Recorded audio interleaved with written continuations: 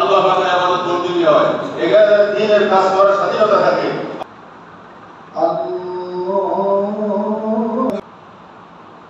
سمع الله لمن حمده الله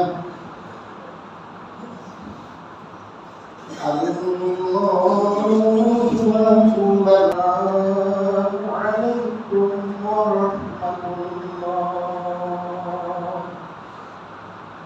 السلام عليكم ورحمة الله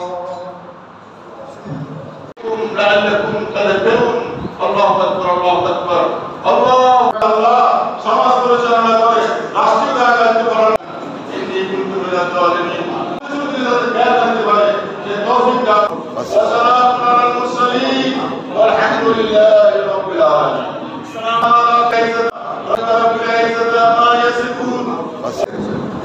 আমাদের দিকে ঈদের জামাত মুশকিল হবে। ঈদ আনন্দের দিন, খুশির দিন। পবিত্র ঈদুল আজহায় আমি সবাইকে ঈদের শুভেচ্ছা জানাচ্ছি। ঈদ মোবারক। দেখুন, এই সমাজ, এই দেশ, এই দেশের মানুষ, আমরা সবাই এই দিনটিকে একটা সৌহার্দ্য এবং সম্প্রীতির মধ্যে রেখে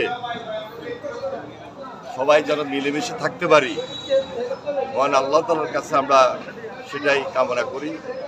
আজকে এই জন্য সবাই একত্রিত হয়েছি এবং এই দিনটাকে বিশেষ দিন হিসাবে আমরা সবাই ধরে রাখতে চাই ইনশাআল্লাহ।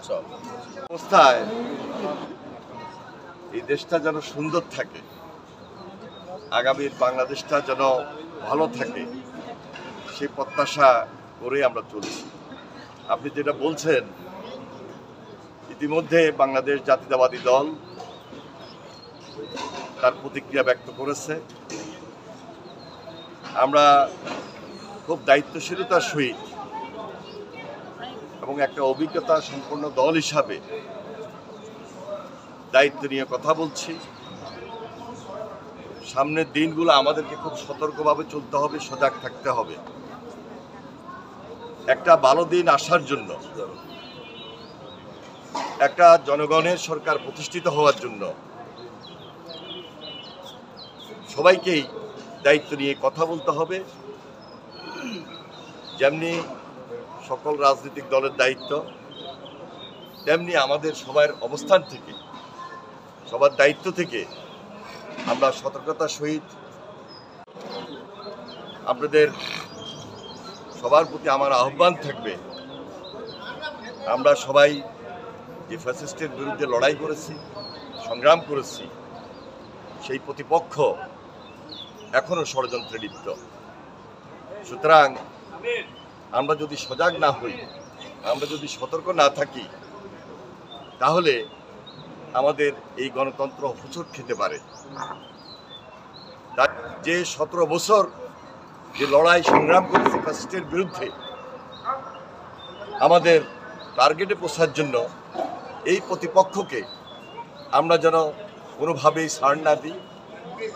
আমরা ওই ষড়যন্ত্রকে নিজের মাথায় রেখে সামনের প্রত্যেকটা পথ পাড়ে দিই, প্রত্যেকটা স্টেপ চিন্তা করে কথা বলি। সবাইকে সংগ্রামী সালাম এবং অভিনন্দন জানিয়ে আমি আমার বক্তব্য